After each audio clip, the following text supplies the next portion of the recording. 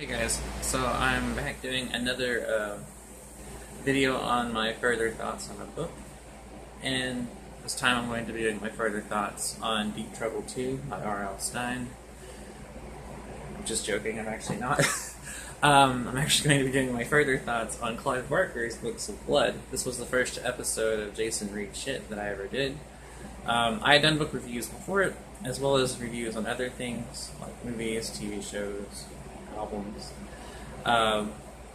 before I kind of moved more exclusively into just talking about books. So, without further ado, as I discussed in the last video, it was the first public work of fiction that Clive Barker had done in the mid-'80s.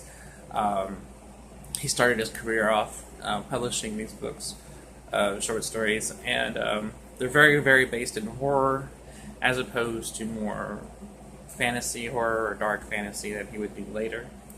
In this video, I just want to talk about some individual stories from the collection.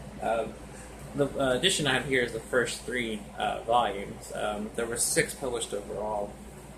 In America, the stories from the other 3 volumes were published in other books of short fiction, like Cabal.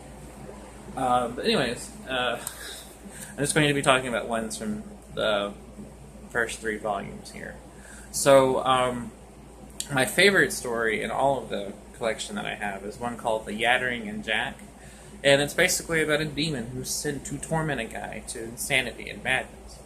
However, the guy that he sent to torment just takes it all in stride. He has a very nonchalant attitude. He pretends not to notice, even when the demon keeps upping the ante into going from mild annoyances to destructive behavior to destroying shit in his house. Jack just takes it all in stride. He just pretends not to notice. And even when his daughters come to spend Christmas with them, they're like, "Dad, what the hell's going on?" And he's like, "Whatever do you mean?" And the Yattering's going insane because he's trying his damnedest to annoy this guy, to drive him to madness, and the guy won't relent.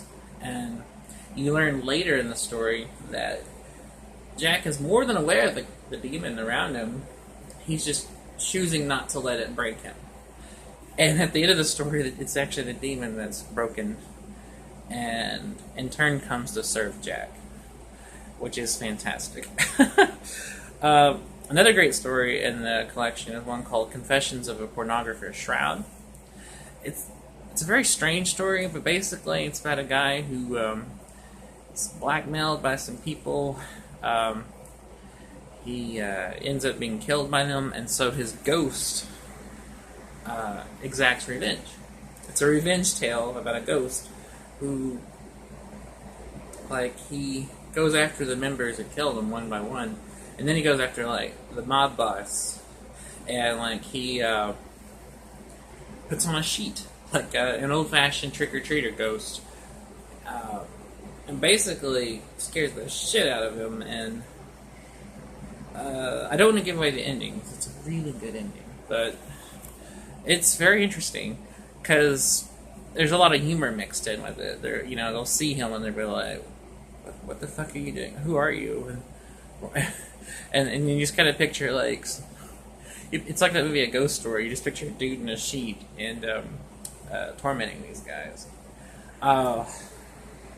There's another great story called Sex, Death, and Starshine, which is basically a story about...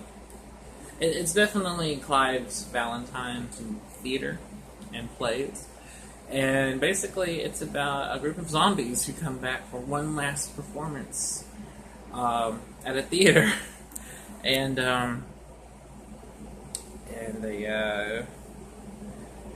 there's an actual play being performed by living actors, but they start killing the living actors off, and the corpses start taking their place in this production, because it's kind of like a theater that they've always performed that's about to be torn down, and so they're paying their final respects to the theater by putting on one final play, and they do, and the theater is torn down, and the story ends with the troupe of actors being like, "Let's take our show on the road," and so they hitchhike, and it's implied that they're going to go perform at other theaters in their ghoulish performance troupe.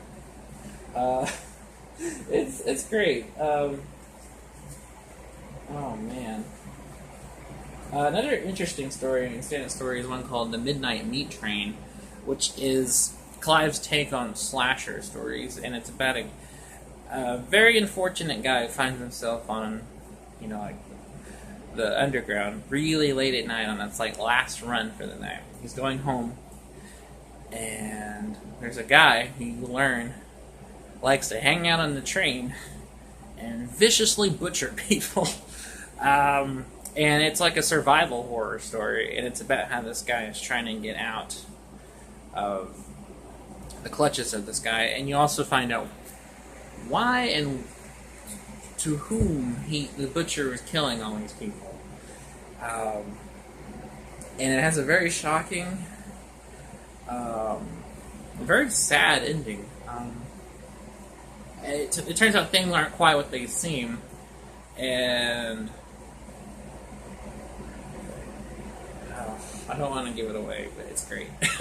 But it definitely ends in that way. It's like, oh, what you thought was happening